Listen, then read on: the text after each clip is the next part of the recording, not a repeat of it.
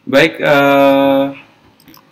teman-teman, hari ini saya akan membahas mengenai pentingnya menjaga keseimbangan asam dan basa dalam tubuh kita. Jadi, teman-teman, keseimbangan asam dan basa memang sangat penting bagi organ-organ di tubuh kita. Nah, kadar asam basa dalam darah itu biasanya diukur dalam skala pH atau derajat keasaman yang berkisar dari 0 hingga 14, dan rentang normalnya itu biasanya adalah 7,35 sampai 7,45. Nah, ketidakseimbangan pH ini memang bisa menyebabkan penumpukan asam dalam tubuh yang memang berakibat buruk terhadap fungsi organ kita. Nah, ketika organ tubuh kita itu gagal menjaga keseimbangan asam basa dalam rentang normal, maka bisa menyebabkan gangguan seperti asidosis. Nah, hal ini memang menyoroti bahwa memang penting kita untuk menjaga pH darah kita agar tetap seimbang untuk menjaga kesehatan organ kita. Beberapa faktor yang biasa menyebabkan gangguan keseimbangan asam basa dalam tubuh kita. Mari kita bahas dulu pertama tentang asidosis metabolik. Jadi, asidosis metabolik ini adalah sebuah kondisi di mana itu terjadi ketika terlalu banyak memproduksi asam atau memang tidak bisa mengeluarkannya dengan benar. Nah, hasilnya adalah terjadi penumpukan asam dalam tubuh kita. Nah, kemudian ada asidosis respiratori. Ini muncul saat paru-paru kita itu tidak berfungsi normal, yang memang pada gilirannya mengurangi kemampuan tubuh kita untuk menjaga keseimbangan asam basa. Jadi teman-teman, ketidakseimbangan asam dan basa ini memang bukan hal yang sepele, karena memang dampaknya itu bisa meluas hingga ke berbagai organ di dalam tubuh kita seperti sistem pencernaan, metabolisme, bahkan produksi hormon yang bisa terpengaruh ketika asam dan basa itu tidak seimbang di dalam tubuh kita. Nah, seperti tadi yang saya sebutkan sebelumnya, itu beberapa gejala yang mungkin bisa dialami oleh seseorang ketika mengalami gangguan keseimbangan asam basa dalam tubuhnya. Nah, gejala-gejala ini mungkin tampak biasa atau bahkan dianggap tidak begitu penting pada awalnya, namun penting bagi kita untuk betul-betul memperhatikannya. Nah, beberapa gejala tersebut antara lain mungkin pertama adalah mudah lelah ya. Jadi perasaan kelelahan yang berlebihan itu dapat menjadi tanda bahwa keseimbangan asam basa dalam tubuh ya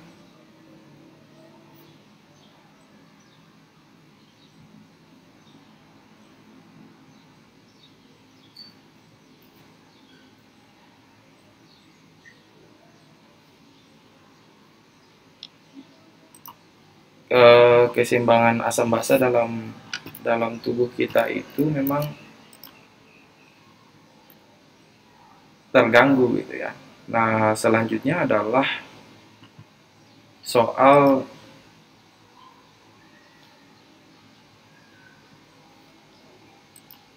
oke.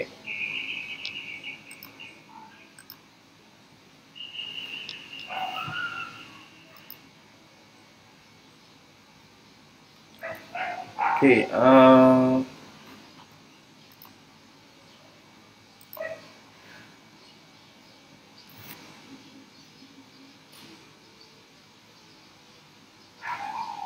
oke.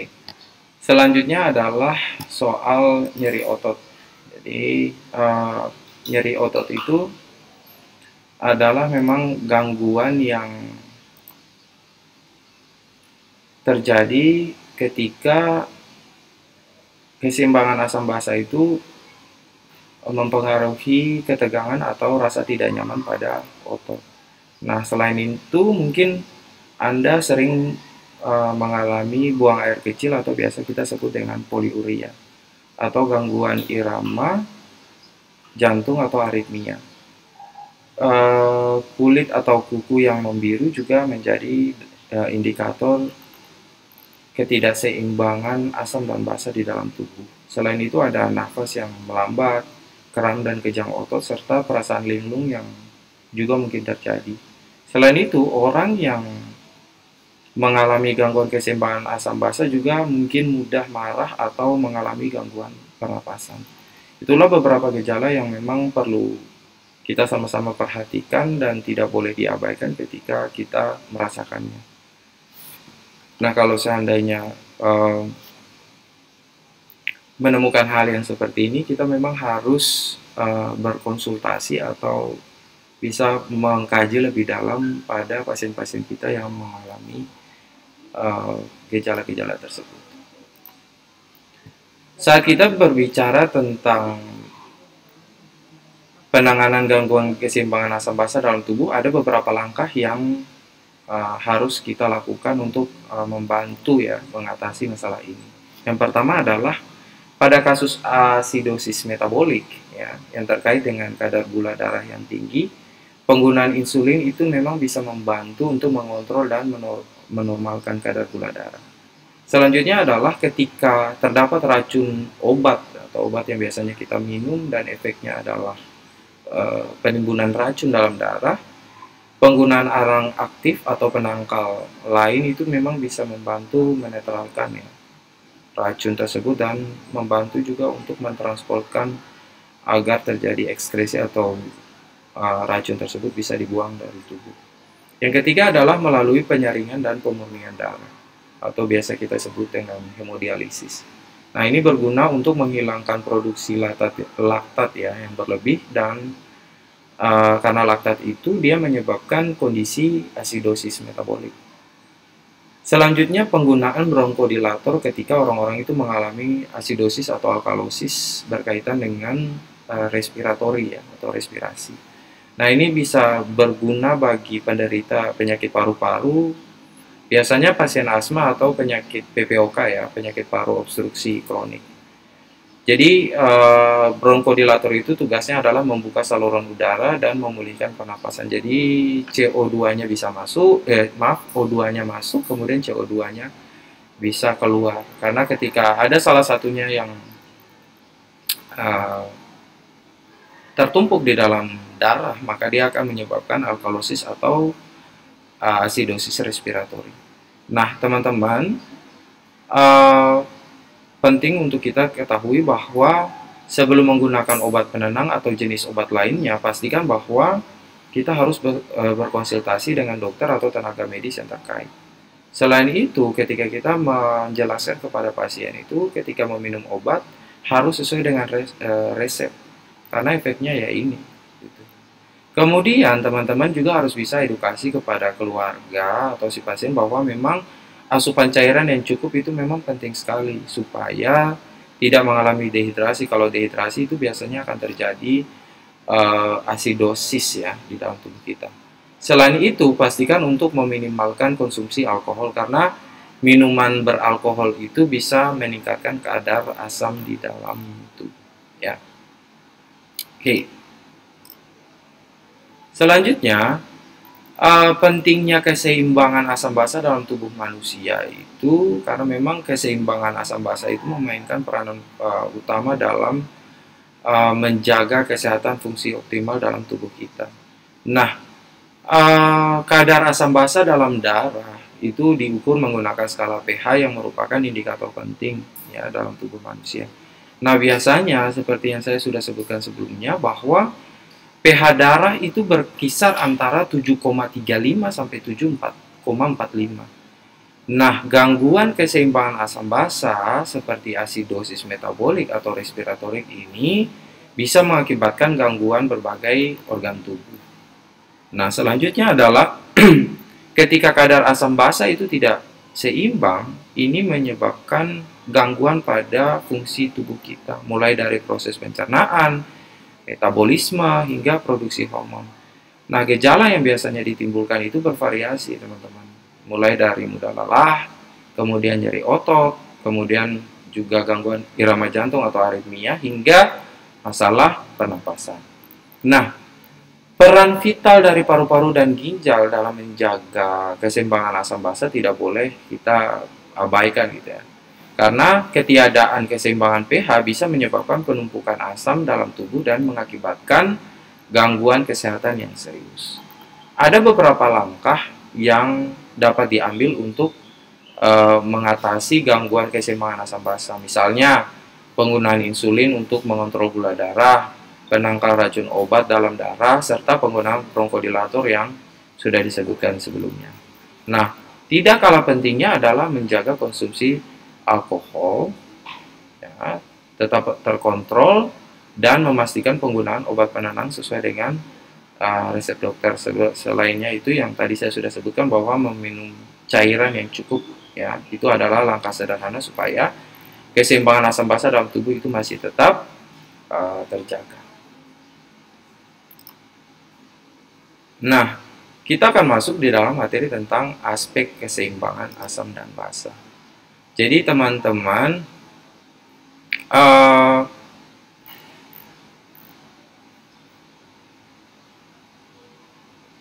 kita harus bisa paham dulu tentang apa sih itu asam dan basa. Jadi, asam itu adalah senyawa kimia yang ketika dilarutkan dalam air dapat memberikan proton atau ion hidrogen atau biasa disebut dengan H+.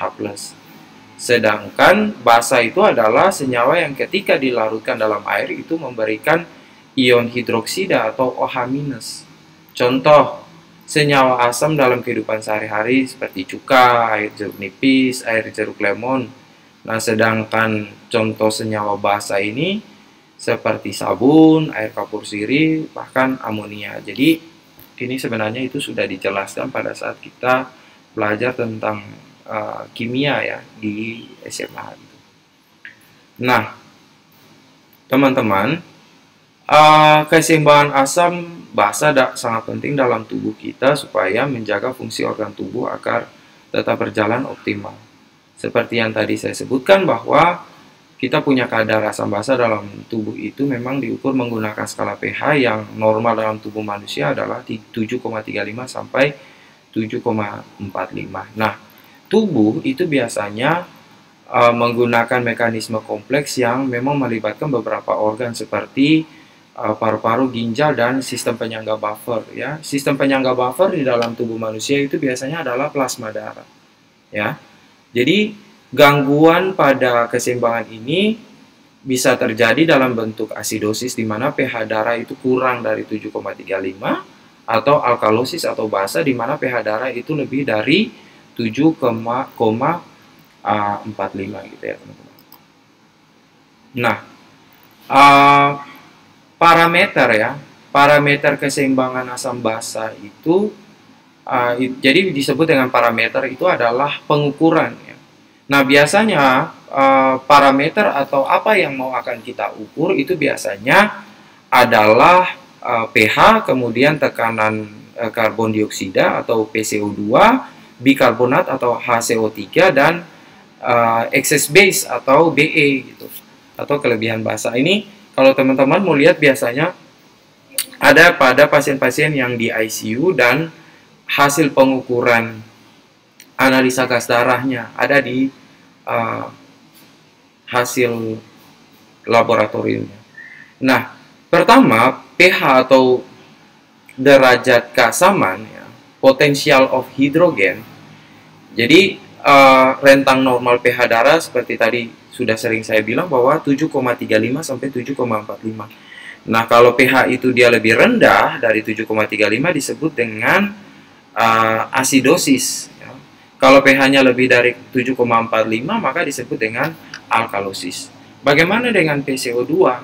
Jadi PCO2 ini atau tekanan parsial karbon dioksida itu rentang normalnya adalah 35 sampai 45. Kalau PCO2-nya itu tinggi, ya, lebih tinggi dari 45, dia terbalik seperti pH. Dia adalah asidosis respiratori karena memang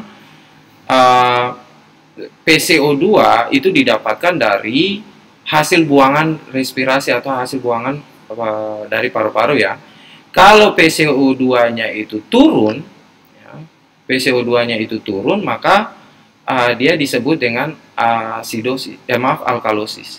Karena memang kalau kita lihat O2 itu kalau dia lebih rendah dia asam, O2 lebih tinggi itu dia basa. Nah, kalau diputar kembali ya, karena O2 masuk di dalam paru-paru dan keluarnya adalah PCO2, maka dia akan sebaliknya. Ketika yang hasilannya itu adalah kan CO2. Nah, CO2 itu kalau lebih rendah jadinya alkali, lebih tinggi jadinya asidosis gitu ya. Nah, sedangkan HCO3, jadi HCO3 ini dihasilkan oleh ginjal. Nah, HCO3 ini atau bikarbonat ini rentangnya itu adalah 22 hingga 26 ya.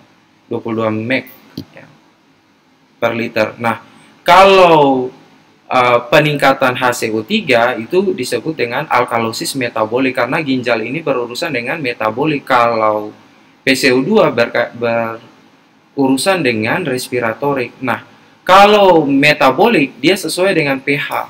Jadi pH-nya kalau HCO3-nya itu dia menurun kurang dari 22, maka dia disebut dengan asidosis ya, asidosis metabolik. Kalau dia lebih tinggi namanya alkalosis metabolik gitu ya, lebih tinggi dari 26. Nah, sedangkan excess base ya, ini indikator bahwa kelebihan basa dalam darah. Nah, rentang normal excess base dalam arteri itu adalah -2 hingga +2 mg. Jadi, kalau positif, maka basanya lebih. Kalau negatif, berarti asamnya lebih. Gitu ya. Nah, parameter-parameter ini biasanya digunakan untuk mengevaluasi keseimbangan asam basa dalam tubuh dan bisa membantu kita untuk mendiagnosis asam basa. Nah, jadi parameter ini juga membantu kita itu untuk menentukan apakah ada upaya kompensasi terhadap gangguan keseimbangan asam basa. Karena sistem buffer itu tugasnya adalah bagaimana mengembalikan yang asidosis itu menjadi normal dan alkalosis juga menjadi normal. Kalau seandainya basanya lebih, harusnya kita kasih asamnya sedikit supaya kembali ke normal. Karena asam campur basa jadinya normal. Begitupun juga sebaliknya. Gitu ya. Biar gampang teman-teman mengingat. Nah, selanjutnya adalah tentang aliran dan transportasi gas dalam tubuh manusia. Jadi, aliran dan transportasi gas dalam tubuh manusia, yaitu oksigen dan karbon dioksida, itu merupakan hal yang paling penting. Jadi, prosesnya itu adalah yang pertama adalah proses pertukaran gas. Nah, pertukaran gas itu dimulai dengan inspirasi di mana udara itu masuk ke paru-paru atau mulut ya, melalui hidung atau mulut selama fase inspirasi, dan oksigen yang dihirup itu akan diserap oleh sistem pernapasan sampai masuk di dalam darah. Nah, ketika mau masuk ke dalam darah disebut dengan transportasi oksigen, di mana oksigen yang tadi masuk ke dalam paru-paru itu diangkut melalui alveolus, kemudian masuk ke dalam sistem sirkulasi dan dibawalah ke jantung. Nah, yang tadi saya bilang bahwa alveolus, di dalam alveolus atau bagian terkecil dari paru-paru itu terjadi pertukaran gas antara karbon dioksida yang keluar dari darah menuju ke paru-paru, sedangkan oksigen dari paru-paru menuju darah, gitu ya. Nah, kedua itu adalah pengembalian karbon dioksida. Jadi ketika kembali ke paru-paru, oksigen yang terserap oleh darah, karbon dioksida yang ada di dalam darah itu dibawa kembali dari darah menuju ke paru-paru. Nah, proses ekspirasi ini, saraf dan otak itu menyebabkan relaksasi otot pernapasan dan memaksa karbon dioksida itu keluar dari paru-paru, ya, keluar dari paru-paru ke udara di luar, gitu ya. Jadi saraf mengendor, kemudian paru-parunya itu menyempit, gitu ya. Akhirnya udara yang ada dalam paru-paru keluar ke udara bebas. Nah, pada saat transportasi gas melalui sistem peredaran darah, darah itu membawa oksigen dari paru-paru menuju ke seluruh tubuh, kemudian mengangkut karbon dioksida dari seluruh tubuh kembali ke paru-paru untuk dikeluarkan. Nah, Mari kita bicara soal regulasi keseimbangan asam dan basa ya. Di dalam tubuh manusia itu ada namanya sistem buffer atau sistem di mana usahanya untuk mengembalikan pH darah itu ke dalam 7,35 sampai 7,45. Jadi sistem buffer itu dia bekerja bersama-sama. Di sini ada sistem buffernya bikarbonat, ya, ada sistem buffer fosfat dan ada sistem buffer protein. Di mana kalau sistem buffer bikarbonat itu melibatkan HCO3 yang tadi saya sudah bilang, yang dihasilkan oleh ginjal, didapatkan melalui hasil metabolisme. Tugasnya adalah menyerap proton atau H+ untuk mengurangi keasaman dalam darah. Nah, sedangkan sistem buffer fosfat itu menggunakan fosfat sebagai buffer yang dihasilkan oleh sel atau plasma. Nah, fosfat ini dia mampu untuk menyerap proton atau H+ dan melepaskan karbon dioksida untuk mengurangi keasaman di dalam darah. Nah, sistem buffer protein ini berkaitan dengan hemoglobin. Kemudian, hemoglobin itu adalah protein yang tugasnya adalah mengangkut oksigen, gitu ya.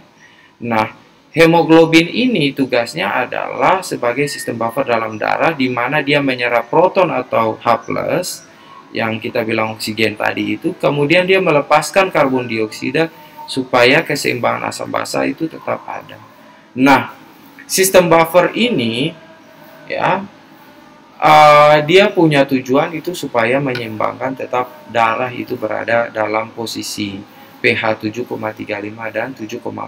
Nah, teman-teman, protein di dalam tubuh kita, ya, protein dalam tubuh kita itu juga berfungsi sebagai sistem buffer karena mengandung gugus kimia asam dan basa ya kalau kita lihat menurut rumus kimia gitu. Nah, regulasi pernafasan itu merupakan memang bagian penting dalam keseimbangan asam dan basa dalam tubuh manusia. Jadi saat terjadi gangguan keseimbangan asam basa, sistem pernafasan itu memainkan peran penting dalam upaya kompensasi. Kalau ada yang tinggi dikasih yang rendah supaya normal. Kalau ada yang rendah dikasih yang tinggi pH-nya supaya normal lagi. Yang pertama itu adalah pengaturan kadar CO2. Jadi sistem pernafasan itu dia memainkan peran penting dalam pengaturan kadar CO2. Jadi dia mengatur berapa sih jumlah karbon dioksida yang ada di dalam darah. Ketika terjadi peningkatan kadar CO2 akan menstimulasi paru-paru untuk mempercepat pernafasan dan mempercepat proses ekspirasi atau mengeluarkan CO2 dalam darah supaya derajat keasamannya itu dia rendah. Nah, sebaliknya ketika kadar CO2 dalam tubuh itu rendah, maka dia akan memperlambat pernafasan supaya jangan lagi CO2 itu keluar tambah banyak, nanti perbandingan antara CO2 dan O2 dalam darah itu dia tidak stabil dan menyebabkan ada yang namanya dengan asidosis atau alkalosis respiratorik. Nah, selanjutnya adalah pernafasan juga mengatur pH dalam darah. Jika pH darah itu dia menurun atau yang kita biasa sebut dengan asidosis, itu pernafasan akan dipercepat. Kemudian untuk mengeluarkan lebih banyak CO2 dan meningkatkan pH dalam darah. Jika pH darah itu dia meningkat atau alkalosis, maka pernafasan itu akan melambat dan melambat supaya pH-nya itu makin turun kembali ke arah 7,35 dan 7,45 gitu ya. Nah, kompensasi respiratorik di sini peran pernafasan itu adalah kalau seandainya terjadi asidosis metabolik, pernafasan itu dipercepat untuk meningkatkan pH darah. Nah, sebaliknya kalau alkalosis metabolik, pernafasan itu melambat supaya pH darah itu menurun. Nah, apa sih kalau tadi kita bahas tentang fungsi dari paru-paru dalam proses alkalosis dan asidosis respiratorik? Sekarang kita bicara soal ginjal, karena ginjal ini bagiannya adalah pengaturan alkalosis dan asidosis di bagian metabolik. Jadi, teman-teman, pada saat ginjal itu memainkan peran penting dalam regulasi pH darah, ginjal itu dia punya tugas adalah mengatur keseimbangan asam basa dalam darah supaya pH darah itu memang berada dalam rentang normal 7,35 sampai 7,45. Nah, proses regulasi ini dia mengatur keseimbangan asam basa darah dengan menjaga homeostasis, ya. Homeostasis itu adalah menjaga supaya darah itu dia tetap encer, gitu ya. Nah, kemudian kalau ginjal juga dia bekerja dalam bentuk reabsorpsi bikarbonat supaya pH darah itu tetap netral, gitu ya. Reabsorpsi bikarbonat, kemudian ekskresi ion hidrogen, gitu ya. Kemudian regulasi pH urin, di mana urin itu bisa dikeluarkan atau ditahan dulu supaya kadar airnya yang air itu isinya adalah H2O, di mana ada proton H+ dan ditambah lagi dengan ada oksigen, di mana oksigennya banyak dan dia bisa bermain atau bekerja di dalam darah, ya, di dalam hemoglobin maupun di dalam plasma darah, supaya kalau CO2-nya itu dia terlalu banyak atau dia terlalu sedikit bisa diseimbangkan, gitu ya. Itu tugasnya. Nah, selanjutnya teman-teman, kalau kita itu harus benar-benar menjaga ginjal kita supaya kalau orang yang terkena masalah pada ginjalnya, biasanya terjadi asidosis metabolik atau alkalosis metabolik, karena memang asam dan basa di dalam tubuhnya itu nggak bisa keluar. Tandanya dari mana? Tekanan darahnya itu tinggi dan tidak akan pernah bisa turun, gitu ya. Selanjutnya, mari kita membahas tentang gangguan keseimbangan asam dan basa. Jadi teman-teman, gangguan keseimbangan asam dan basa itu ada yang disebut dengan asidosis respiratorik, ada juga disebut dengan asidosis metabolik. Kalau kita golongkan berdasarkan keasaman. Namun kalau kita golongkan berdasarkan organ, berarti ada yang disebut dengan asidosis respiratorik dan alkalosis respiratorik, dan juga ada alkalosis respiratorik dan alkalosis metabolik dan alkalosis asidosis metabolik. Nah, kalau kita bahas tentang asidosis respiratorik ini, itu terjadi karena memang gangguan pertukaran gas di dalam paru-paru itu menyebabkan peningkatan kadar karbon dioksida di dalam darah. Jadi CO2-nya itu entah dikeluarkan lebih banyak atau ditahan lebih banyak di dalam darah. Biasanya pasien-pasien ini adalah pasien-pasien pneumonia, asma, atau keracunan karbon monoksida, ya, keracunan asap knalpot, keracunan bensin. Nah, ini pernah terjadi pada ayah saya juga. Saat itu memang dia menolong orang yang memang jatuh di dalam sumur, kemudian karena ini asap knalpot dari alkon air itu full di dalam sumur, dan kemudian mereka keracunan di dalam. Nah, mereka sudah sadar, malah ya saya yang mengalami kondisi asidosis respiratorik. Nah, kalau asidosis metabolik itu terjadi karena memang gangguan metabolisme tubuh, ya, yang mengakibatkan asam di dalam darah. Nah, kondisi-kondisi ini biasanya pada orang yang diabetes, gagal ginjal, atau keracunan aspirin. Diabetes itu kan gula atau glukosa itu tidak bisa disimpan di dalam bentuk glikogen atau glukosa pada hati dan otot. Jadi glukosa yang kita makan dari nasi itu hanya berputar-putar di dalam darah. Nah, kalau kita lihat gula itu lama-kelamaan jadinya asam.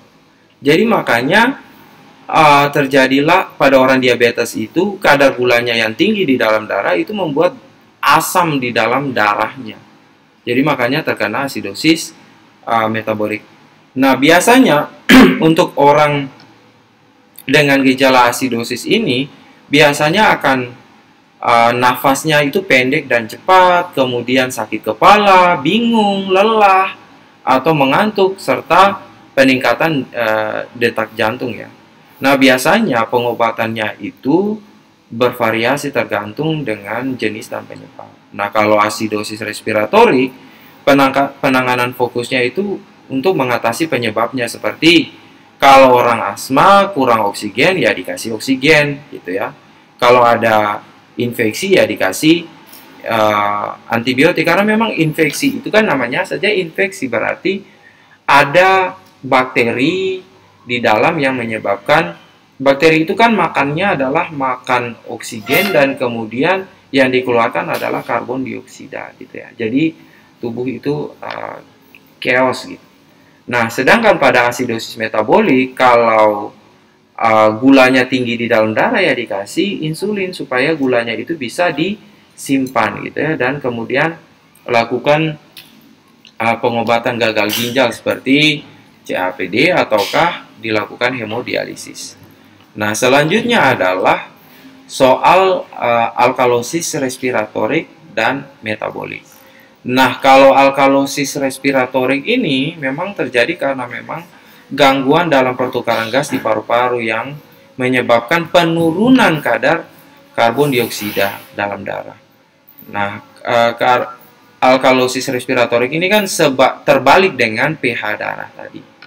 Kalau alkalosis metabolik itu sama dengan pH darah. Kalau alkalosis respiratorik, kalau rendah ya basa, kalau tinggi ya asam. Kalau alkalosis metabolik ini, kalau rendah ya asam, kalau tinggi ya basa. Gitu. Ya, jadi terbalik. Nah, kalau orang dengan alkalosis respiratorik itu biasanya pada kasus-kasus hiperventilasi atau gagal napas. Nah, kalau alkalosis metabolik ini biasanya terjadi pada orang-orang yang muntah berkepanjangan, kemudian penggunaan obat-obat tertentu atau kelebihan konsumsi alkali. Ya. Terus kemudian teman-teman, gejala alkalosis ini secara umum biasanya orang-orang akan mengalami kesemutan, kejang, lemas, mual, muntah, kemudian penurunan tekanan darah. Kalau yang tadi asidosis, tekanan darahnya pasti akan naik. Nah, pengobatannya itu biasanya kalau alkalosis respiratorik, fokusnya itu adalah tangani hiperventilasinya atau berikan oksigen. Kalau alkalosis metabolik, tugasnya adalah tangani muntah kalau dia muntah dan hentikan penggunaan obat tertentu. Jadi yang dilihat itu adalah penyebabnya, gitu ya, penyebabnya. Nah, sekarang kita bicara soal diagnosis dan tindakan keperawatan pada gangguan keseimbangan asam dan basa. Nah, kalau kita mendiagnosis biasanya kita harus lakukan pemeriksaan konsentrasi asam basa dalam darah. Kemudian kita harus identifikasi kondisi yang mungkin menjadi penyebab gangguan. Jadi yang tadi kita sudah bahas bahwa kalau terjadi biasanya alkalosisnya itu kan memunculkan tanda dan gejala, asidosis kan juga begitu. Makanya kita harus periksa. Periksanya itu lakukan pemeriksaan fisik, lakukan asesmen wawancara. Nah, kalau tes diagnostik, ini biasanya kita lakukan analisa gas darah. Nah, selain itu kita juga mengecek apa sih penyebab dari dia bisa mengalami asidosis dan alkalosis respiratorik maupun metabolik. Mungkin kalau gula darahnya naik ya kita cek gulanya gitu ya. Kemudian pengobatannya, kalau pengobatannya itu langkah-langkahnya itu adalah satu, pengaturan konsentrasi asam dan basa. Nah, kalau pengaturan konsentrasi asam dan basa ini biasanya kita lakukan penggunaan obat-obatan seperti antibiotik kalau memang asidosisnya disebabkan karena infeksi. Kemudian bronkodilator, diuretik, dan kortikosteroid supaya asam dan basa dalam tubuhnya itu seimbang. Selanjutnya adalah kita atasi penyebab gangguan. Kalau infeksi, kalau gagal jantung, dan penyakit ginjal. Selanjutnya adalah terapi spesifik. Nah, terapi spesifiknya itu kita berikan oksigen pada pasien asidosis respiratorik untuk tingkatkan konsentrasi oksigennya dalam darah. Nah, selain itu, kita berikan cairan pada pasien yang dehidrasi berat untuk perbaiki keseimbangan asam dan basanya. Selanjutnya adalah kita sesuaikan medikasi atau pengobatan. Kita kasih diuretik supaya tekanan jantung pasiennya itu menurun, supaya jangan sampai tensinya naik karena memang asidosis metabolik karena masalah di ginjal. Kemudian kasih insulin ya kalau pasiennya itu memang terjadi asidosis metabolik gitu ya. Kemudian jangan lupa lakukan pemantauan dan evaluasi. Nah, penting untuk kita lakukan pemantauan terus-menerus pada pasien dan lakukan evaluasi terhadap terapi yang sudah kita kasih di awal. Jangan sampai Anda nggak kaji, Anda kasih terus, pasiennya mati, gitu ceritanya. Nah, mari kita lihat beberapa kasus atau beberapa penyakit yang memang berkaitan dengan asidosis dan alkalosis respiratorik atau metabolik gitu ya. Nah, kalau asidosis respiratorik ini kan tadi terjadinya tuh karena ada gangguan pertukaran gas dalam paru-paru yang menyebabkan terjadinya peningkatan kadar karbon dioksida dalam darah. Nah, ini muncul pada kondisi seperti pneumonia, asma, dan keracunan karbon dioksida. Nah, selain itu, alkalosis respiratorik ini biasanya terjadi pada pasien-pasien yang hiperventilasi atau gagal napas.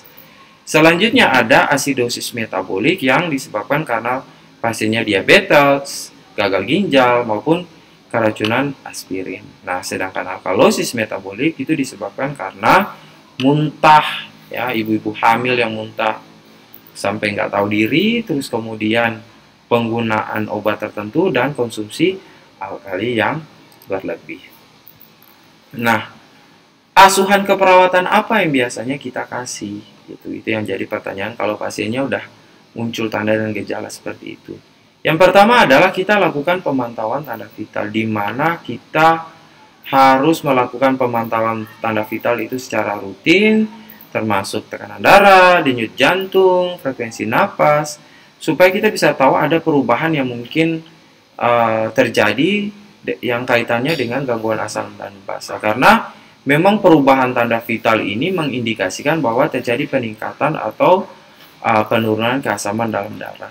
Selanjutnya adalah pemantauan kadar elektrolit, di mana kita harus pantau seperti natrium, kalium klorida yang memang sering sekali terpengaruh karena perubahan asam dan basa.